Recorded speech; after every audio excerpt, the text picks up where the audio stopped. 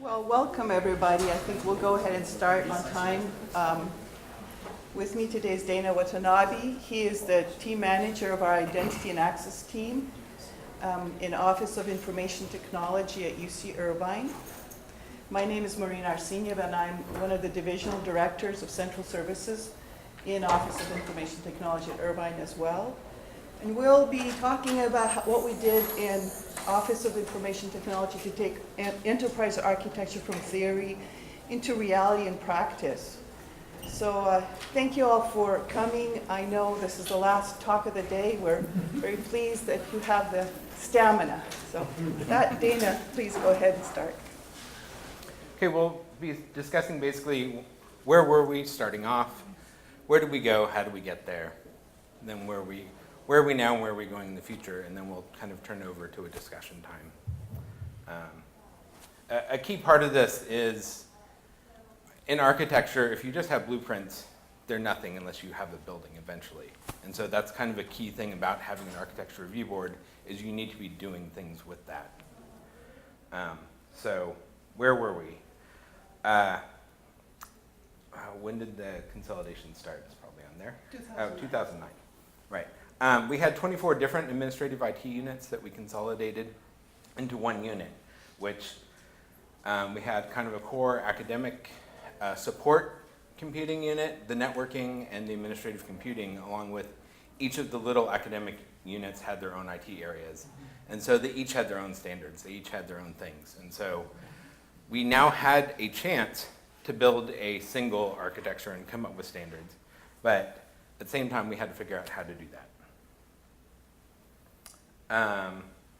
The ITAC, the UC-wide ITAC Information Architecture Committee was also coming up with enterprise standards.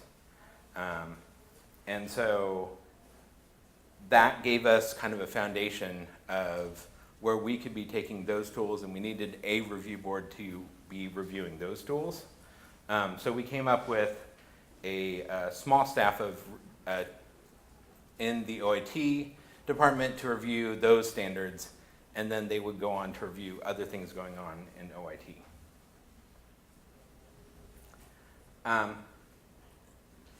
In OIT and UCI, we have cascading goals, and we have a goal that's about doing continual improvement. And the ARB is a way to do continual improvement. And I think these are goals that every CIO is going to have. Every IT department has goals for reducing complexity, increasing security, increasing interoperability. So it's no matter whether or not you end up with an architecture review board itself, you need to be moving towards these things. And so anything you can be doing to move towards these with these tools is a good thing. And Marina will talk about where we went from there. Okay. So we pretty much abandoned the traditional enterprise architecture approach, 700-page documents and reams of stuff that never gets read, in favor of something that was a lot more agile and less of not at all an ivory tower. One of the problems with enterprise architecture is often it's much more costly than the products that it can deliver. And so we're very careful about controlling that kind of problem, as well as not introducing any roadblocks and bureaucracy. We wanted to develop an approach that essentially projects will drive the architecture standards and the solutions that we want adopted. The ARB provides two primary services. One is internal facing to OIT, what Dana described, reviewing our own standards and project proposals and reviews. That's the services inside. And then there's an external facing service we provide to the UC ITAC, the Information Technology Architecture Committee. We've got Jerome here, who's our head architect for UCOP. Thank you, Jerome. And Josh, the chair. So we review the standards for ITAC and the UC system-wide applications, and we provide these internal standards for our own department. And you'll see later on how they kind of intersect. So one of the things that we've done is we've reviewed around 40 UC-wide standards produced by ITAC and the UC Enterprise Architecture team. And hey, I've mentioned 6 rejected just because that's also part of the review process. With us, I want to mention is Kian Colstock. He's the assistant CIO in UC Irvine right now, and what we are very pleased with is Kian's support for our team in the ARB effort. And so with his support, we also get the standards to our CIO and to Jerome. We've also worked on our internal standards. We have 9 that we've developed internally to OIT and adopted, and 5 that we're still in draft mode on. In the last 2 years, as you can see, we've, between 2015 and this year, we've reviewed around 43 products, proposals, solutions, enterprise tools, 43 of them, 43 presentations by people, both from within our ARB, and majority of them are actually coming from outside the ARB. New projects coming in, new solutions needed. So that's a lot of reviews in 2 years. So you can imagine our meetings are quite engaged, very active, very fast-paced. Typically we have two presentations per meeting, plus we review a UC-wide enterprise artifact and something that we have going on internally. In addition, we've got a whole slew of technology pillars that we're trying to promote together within this team. And the ARB, I wanted to mention, it meets once a month. And once a month we have an hour-and-a-half meeting, after which sometimes we have SMEs that are collected and engaged in subgroups that meet to delve into and dive into specific topics. Our pillars are kind of the foundation of the technology, some of the technologies that we maintain across OIT. The green check marks represent a lot of what's being adopted at the enterprise level, much of which was started in a silo. And the ARB is there to help bring it up, make it funded, staffed, documented, owned, and trained. So this slide is basically just I guess a demonstration of this is reality, this is factual metrics that demonstrate that we're not just talking, we're actually doing.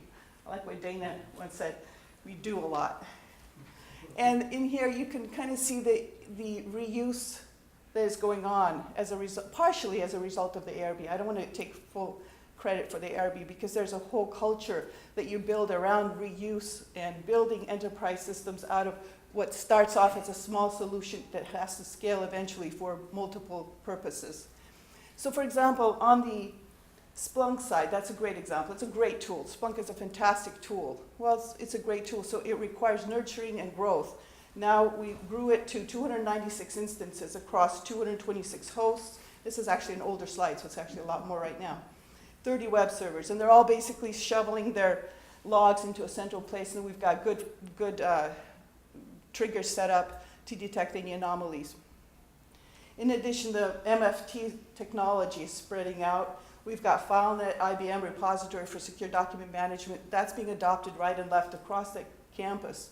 And it started off as a siloed solution as well. So just from the perspective of architecture solving the problem of reuse, it's very practical to set it up. Thank you, Jerome and Josh. So this basically is a slide that I want to push to help you all understand what's going on from the ITAC level, where ITAC and UC Enterprise Architecture team create standards, primarily Jerome, and a lot of it is the result of UC Path and the need to solve real problems in UC Path.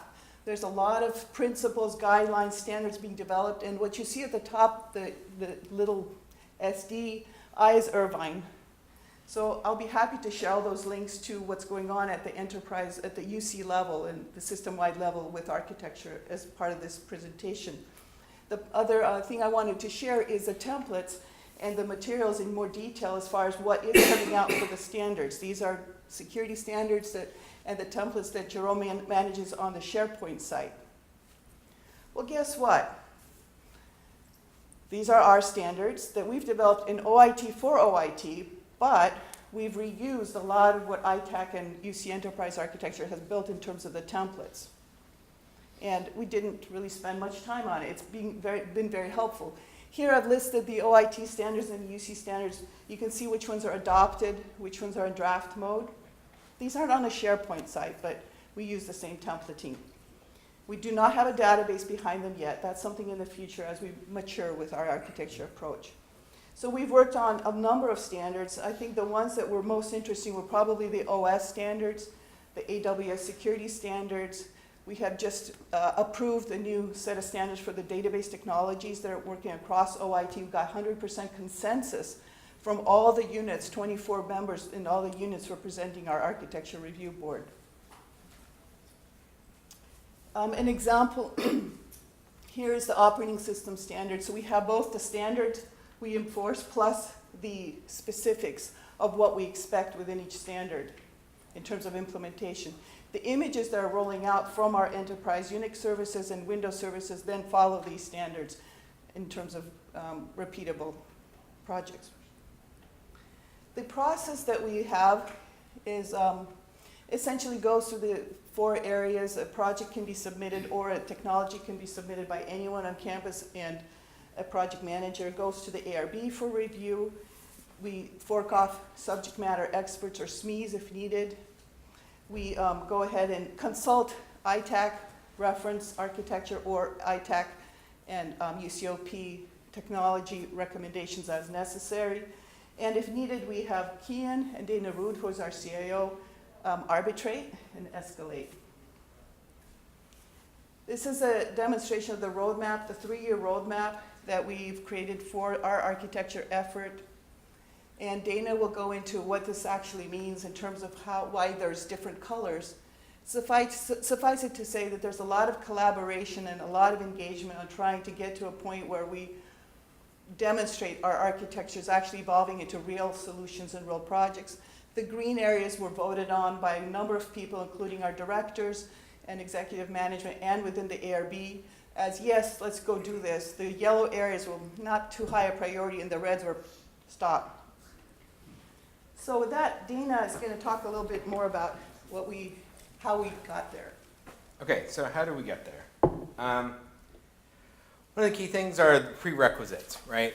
We had some advantages, I think, because Keem was involved and he thought the architecture review board was a thing that needed to happen, which may not be at every campus. But I still think there's ways to work even when you don't, you're still trying to create that same culture, even if you don't have that same review board process. But Marina and I were the co-chairs of it, but it's mostly the staff that are there and who are going to be involved. You have your SMEs who are going to have a lot of experience, but then you need something to apply it to. You need some projects and path. We're replacing our student information system where we we previously installed our financial system, now we're upgrading that, so we've got these major projects to kind of throw at the review board that need some architectural structure. And then putting up some sort of KPIs and metrics so you can prove that you're coming up with value. But ultimately what you want to do is work on your pain points. Identify what pain points are happening in your organization and use the review board to hit those first, because that's what's going to show you're having value. So first thing we did, this will kind of walk through, getting the membership. You want to find out who's interested. We kind of threw a wide net at first and invited a lot of people to the process. And we worked with them. And kind of as part of that process, a lot of people said, hey, this doesn't seem what I'm interested in. They kind of filtered themselves out. And the people who stayed, though, were the ones who were interested in what was going on. And then we worked with them to find out what was going to make them more motivated to be more involved. With that core group, we started building on something that became more and more attractive, right? As we kind of moved away from just reviewing some standards. We worked towards actually reviewing products, designing how the organization was going to be working. Then that creates something that people want to be involved with. So in that process, everyone wants to help shape what they're going to be using.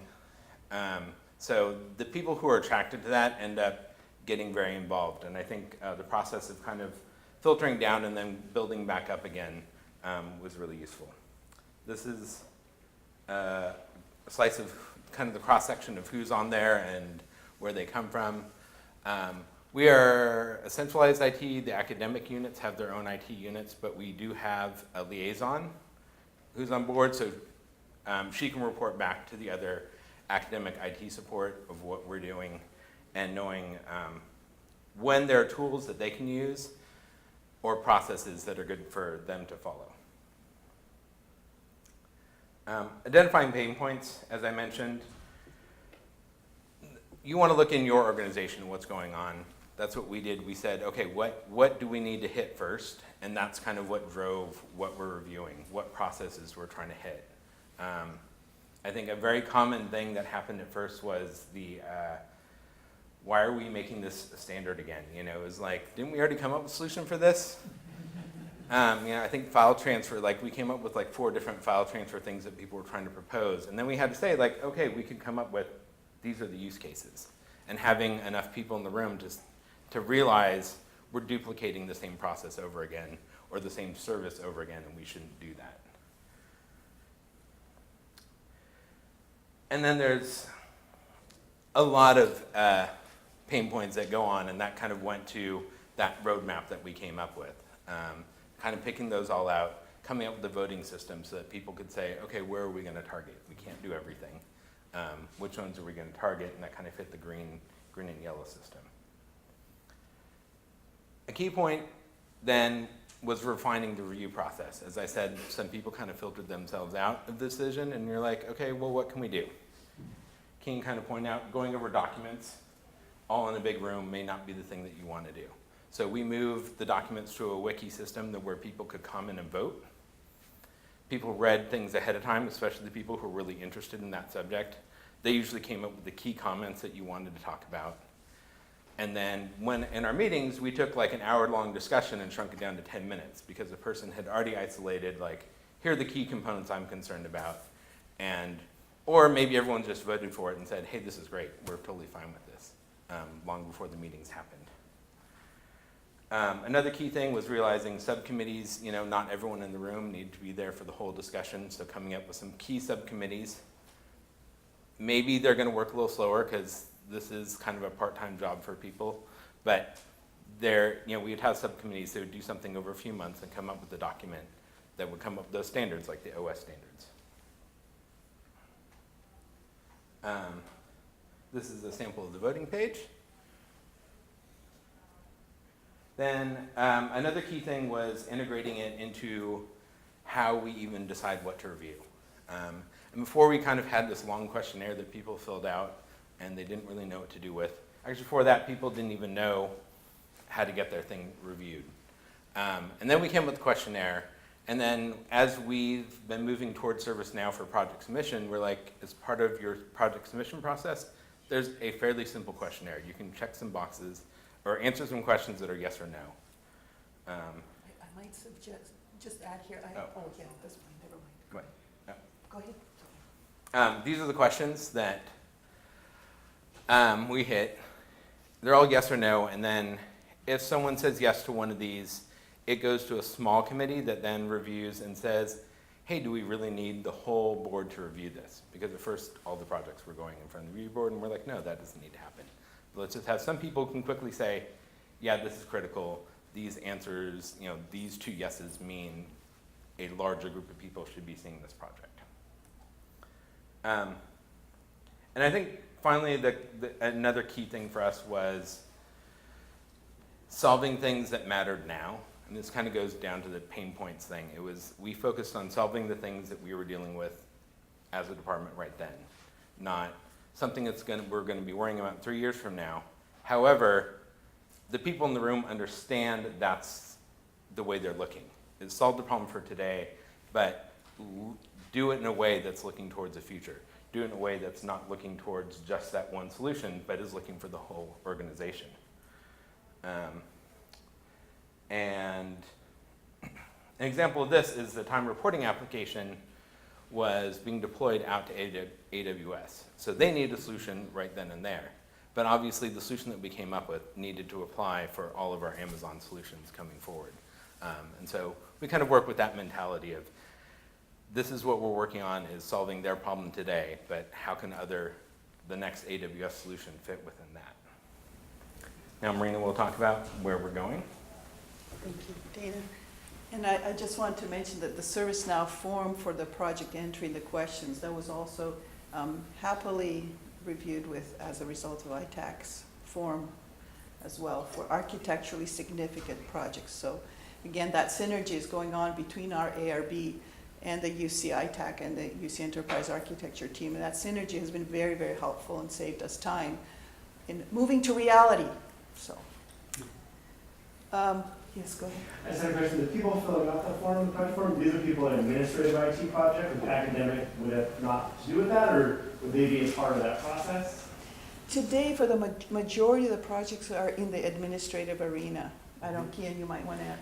Well, Yeah. the majority of our projects are submitted Yeah, as IT projects by IT project managers. yeah. Some clients will submit projects, but they'll probably defer to us to answer those questions. And I think you're going to talk a little bit about how the schools come in through a different door, not necessarily the project door. The organization that we have in OIT is, we have liaisons to the schools, and the liaisons often function as either sort of high-level business analysts or project managers, and they will actually go into ServiceNow, submit projects on behalf of campus users, essentially. It's open to that. So what's in progress? Well, one of the things, we have a lot of great technology thinkers and very, very brainy people, but you know, I think as the previous presentation in this room was, we're not exactly the best at marketing. You know, there's a lot of communication, training, outreach that enterprise architecture really needs. It's not enough to sit in the room, decide these standards, or you know, promote these technologies as enterprise solutions.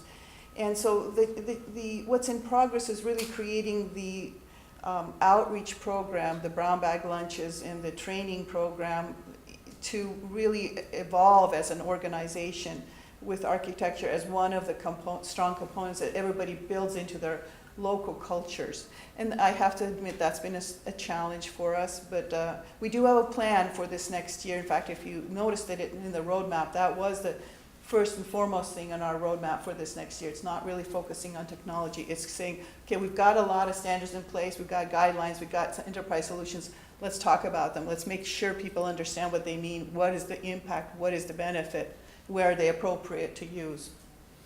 So we've got appropriate use information in our standards, but we've got to roll it out to those people who should be using our technologies and standards appropriately.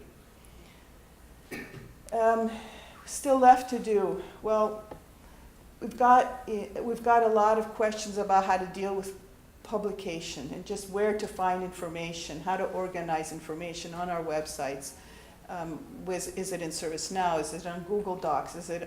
Is it on our wiki? We do use our wiki. In fact, the voting page Dana showed us is actually using Atlassian's wiki technology with a plugin for voting that we use. But you know, a lot of that requires really document curation, management, and official repositories that don't disappear when an employee separates from the campus as they might if you haven't set up Google Docs right. So there's a lot of questions on how to use OneDrive. We still don't have a good understanding of what to do with all these repositories of architectural artifacts. Our Amazon Web Services documents are stored in a very different repository than some of the other documents. So that's really something we have to buckle down and do.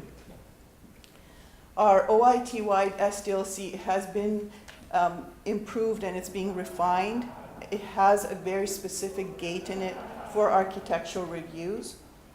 And we've recently set up our PMO, Project Management Office, and it's revamping our SDLC, introducing a vendor track and an agile track, architecture being a very important part of our SDLC that has to be far more formalized, not just at the ServiceNow project entry point, but throughout the execution and delivery of the project design, and to the rollout stage.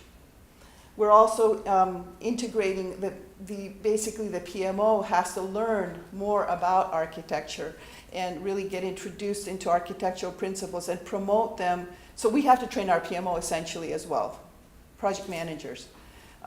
They're at the forefront of understanding the new projects, and they have to have a much broader understanding of our enterprise solutions so that when they see a project and they know there's a reusable solution that's already out there, they have to be aware of what's in our technology roadmap and what's in our what's called life cycle management that I'll go through. In fact, I'll just mention the inventory and technology life cycle. That is something we started about 2 years ago. We got to a point in time, I'll show you, and we still have to finish that effort.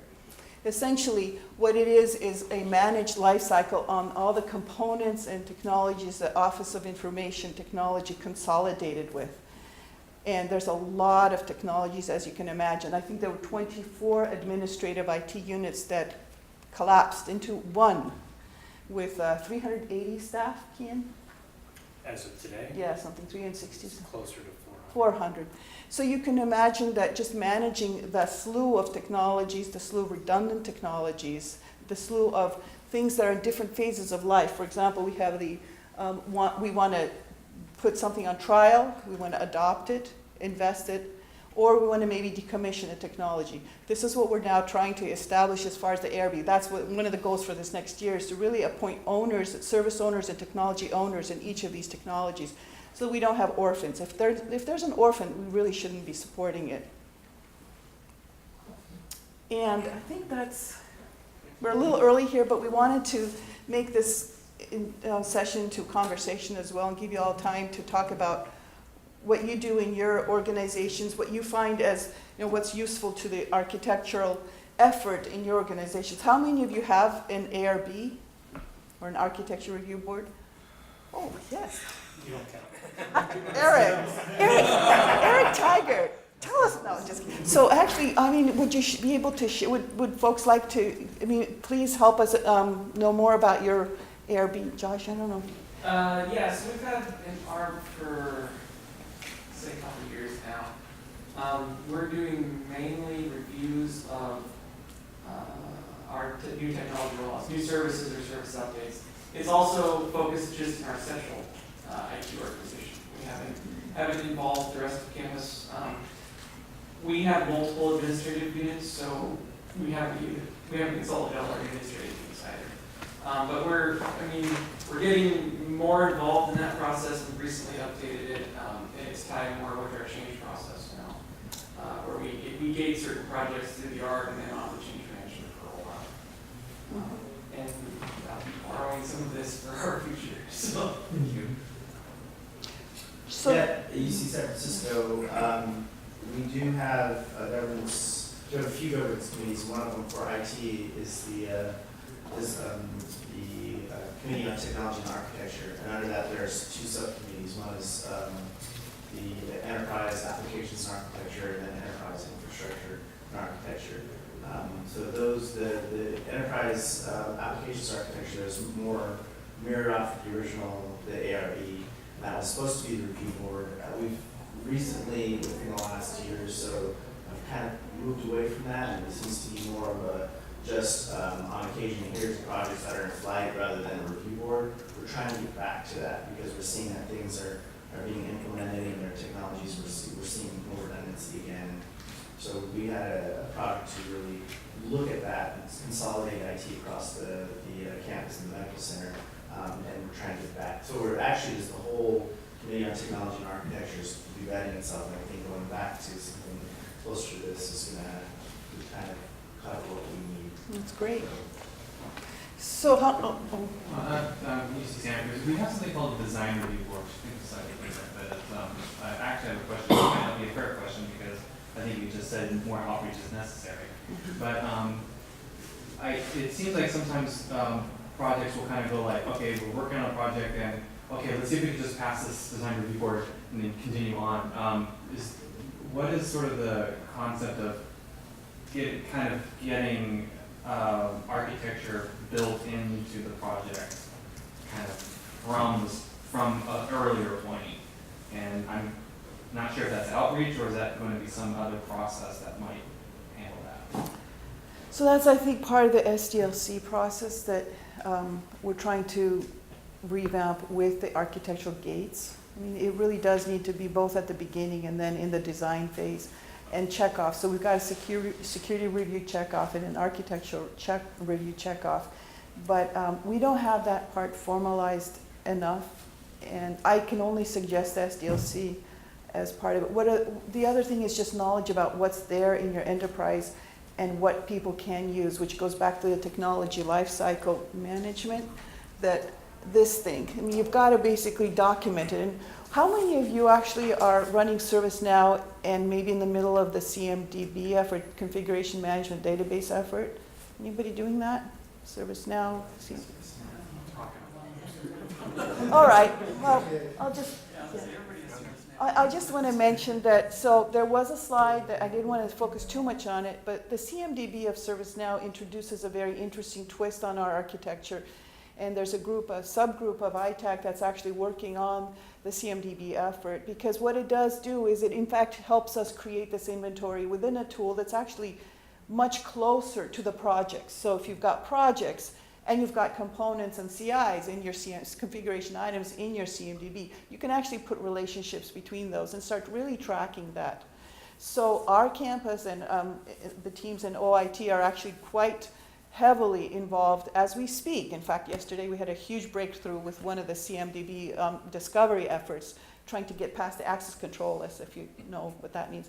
The CMDB, essentially with the correct attributes, can take on your lifecycle management and then be tracked in terms of projects and reuse. So if a project is tracked as, if what technology is used only once across your organization, that's not probably very useful or good for the organization. The CMDB can actually track that as a relationship that you build in.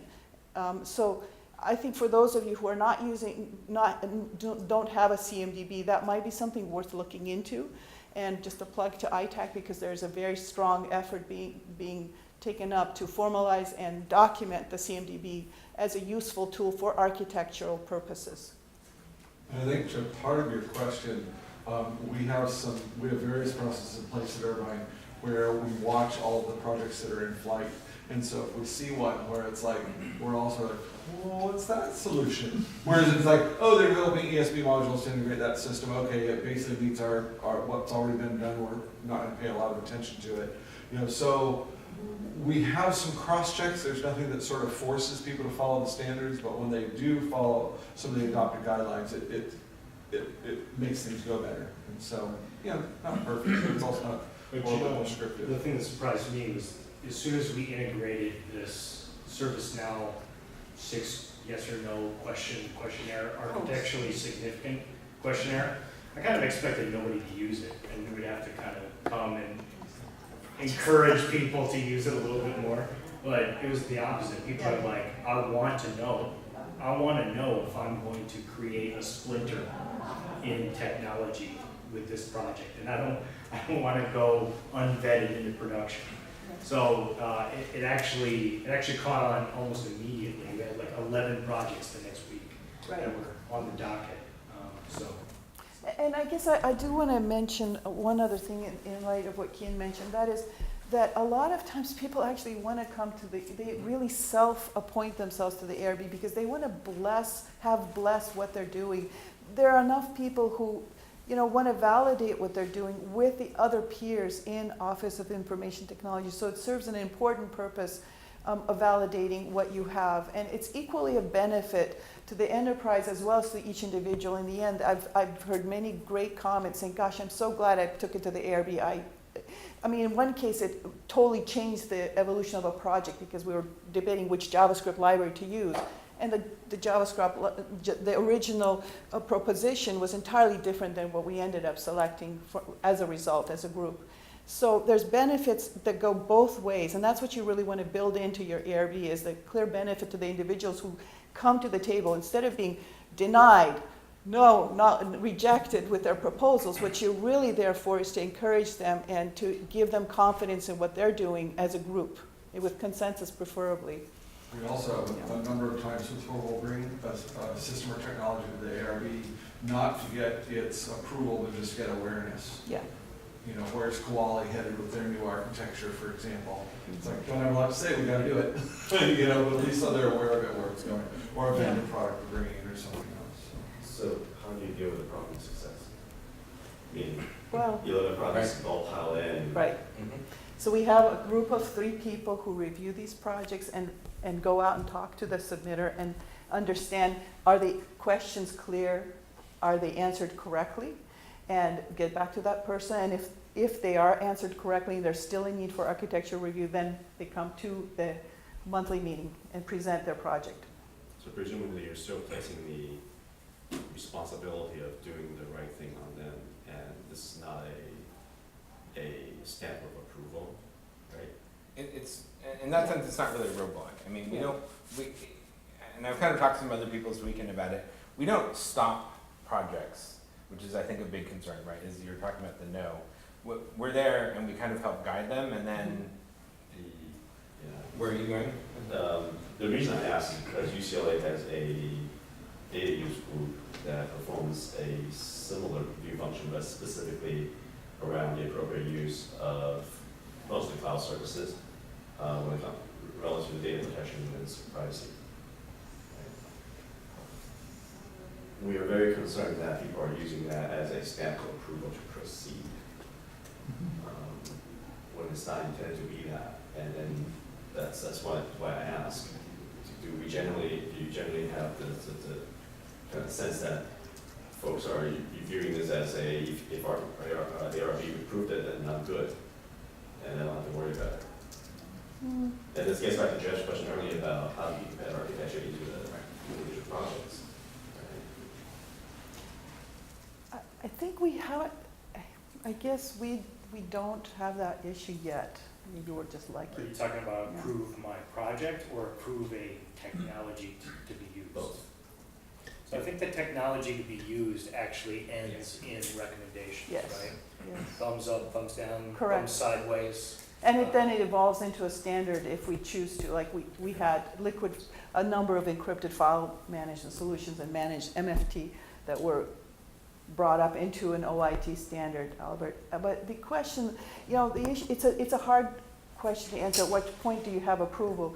I don't think we have any really serious gate here in terms of rejection unless there's a security hole. I think security trumps everything. In our ARB, we have, Josh Drummond.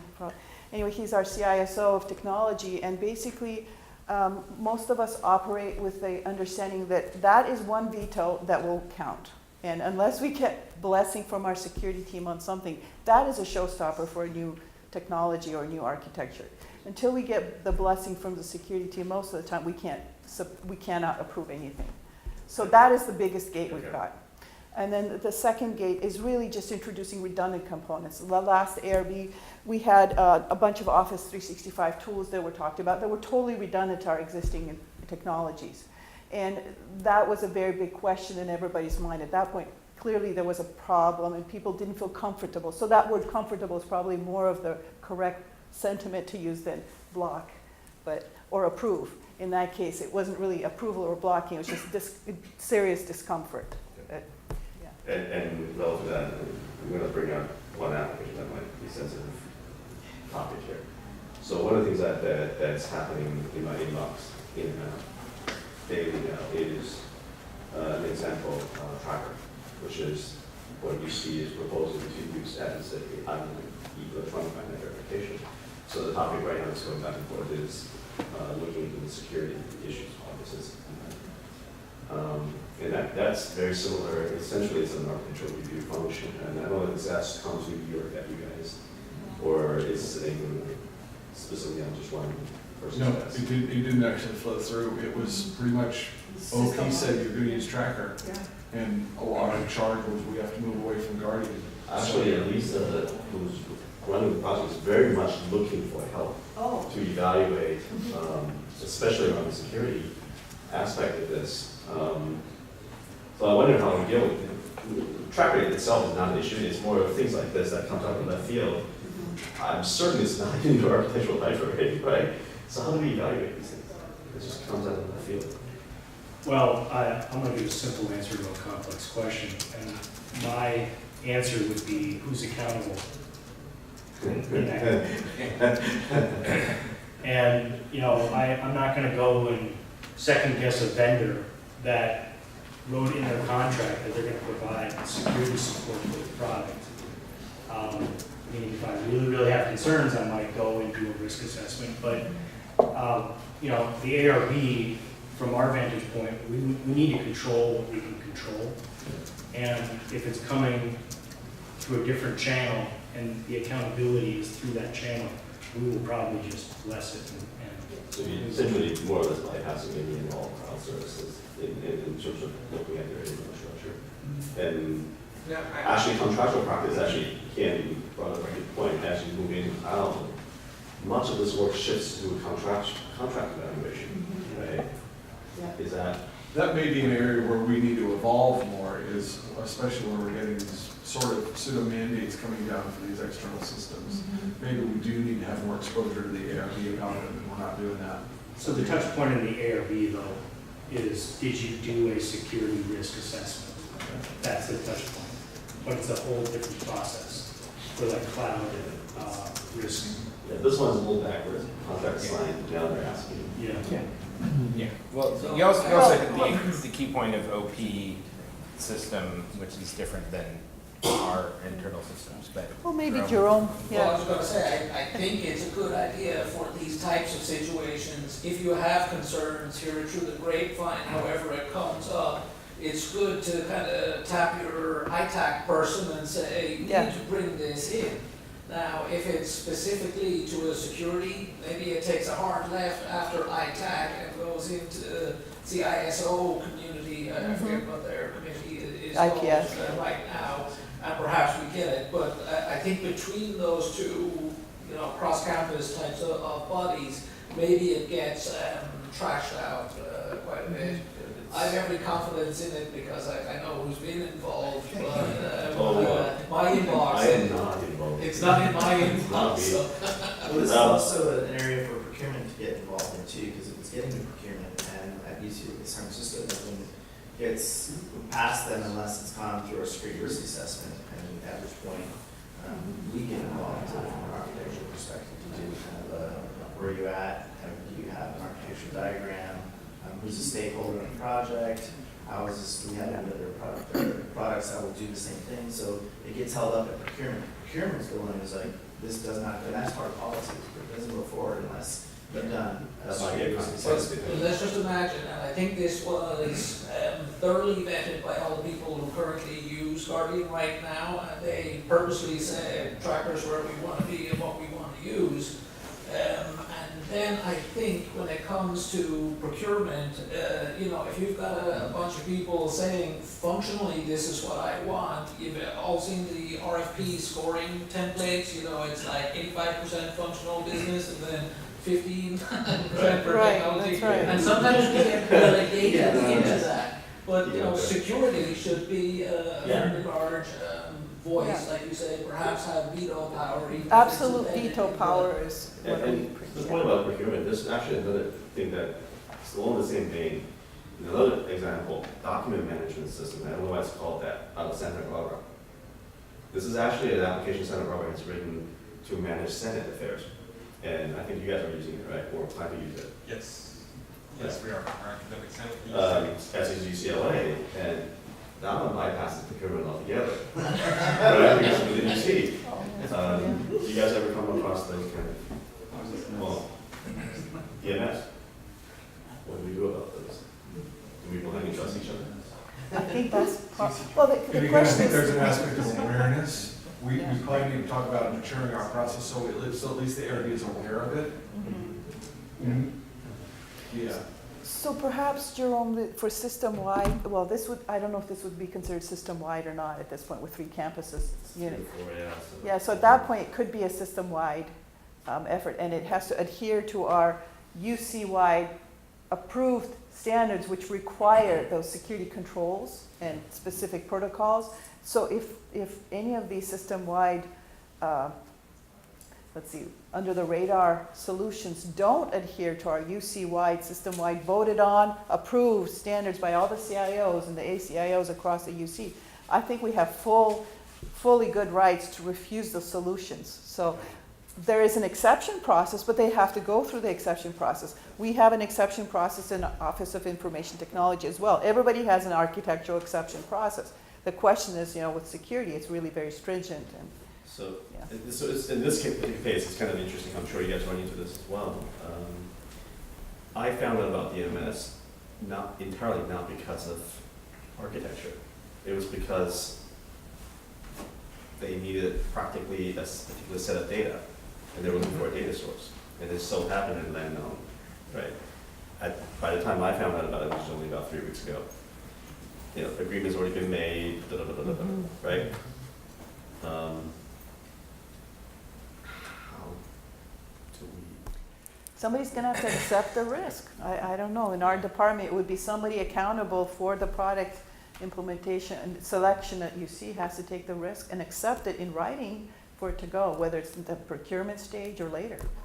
And Yeah. for internal products, the question comes up frequently when we started the ARB, like, do these standards mean that we have to have them across the board on everything new? And the way that we've nuanced that answer is, it's a best practice. You should follow it if you can. But if we're going to create something that is shared beyond the campus, it needs to comply to these UC-wide standards. Mm-hmm. And so I would anticipate in the case where we're adopting some other campus's application, that we would make sure it ticks the boxes before we accept it. Mm-hmm. But we should add some of the grandfathering language as well as that. Yeah. So we're at time. Any other? Well, just to respond to that, each campus has their own EA practice, and they're all different levels of maturity as well. So here clearly, your group is engaged with the project managers. I don't know how UCLA and their practice, what maturity level they have. We all have that challenge of trying to standardize within our own central IT environments and then engage at a broader level. ITAC is a great resource for that, but it's all about communication. I mean, really, at the end of the day, it's establishing these lines of communication and the awareness and articulating the value that EA can bring, which will vet out some of these solutions. I think the gap is this UCCSC conference should be a pretty good example, a proof of central IT just doesn't see it, right? Not even close. And EMS is one of those things. It was completely off the radar, nowhere on my radar until we need data happened, right? And I'm sure that's probably the case with most campuses, right? And usually by the time we find out about it, it's, what do you mean, you need to go live next week? Right? So that's actually a great point. A lot of people complain about the lack of timeliness and how agile you have to be if you're going to be able to impact any of these decisions, how quickly you have to get together, hence my question about organize. Success, right? What's that turnaround like? Yeah. I think within OIT, your group, I think there's most likely a very good understanding of how long this should take, and therefore it works well. Then there's everybody else. I think Well, Albert, so- architecture piece, significant questions, need a new one. Will this be system-wide? If so, Yeah, right. it's on the ITAC. Then it goes right straight up. That's right. Yeah. And those people who are here from UC Trust know the problems. So one thing I did want to share with you that maybe it came through in Dana's part, what we've gone through is a cultural evolution within our ARB. I think originally everybody felt very individualistic, very much like it's mine, mine, mine. And in the last year, this team has totally gelled.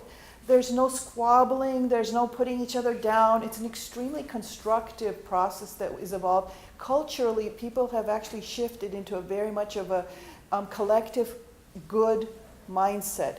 and they're taking things out to their teams. And I've noticed an enormous cultural impact of the ARB. That in itself, that alone actually might have been worth all of the work that Dana and I have put in and Kian into setting up the ARB, is just having that cultural, collective good mindset. I know it's part of our UCCSC slogan, I think, but it truly does evolve into that with the group. And we've had personalities, you can imagine, we've had at least 2 or 3 personalities that can dominate, hijack meetings. In the beginning, those were troubled meetings. With the same personalities today, there's not a peep, no problems. They're very constructive. I don't know how that works. I don't know why it works. I just know that it did work for us. So there's hope for any. I know why it works. It's because everyone has a stake in the outcome. That's true. No matter where Collective you are in stake. the organization, if you're on the ARB and you're participating in that design decision, Yeah. and you have a vote, you're vested in the outcome. And it's not just like, just let it go past. There's buy-in, collective buy-in that appears to be changing some difficult personalities. All right, well, Great way to end. yes. Well, thank you.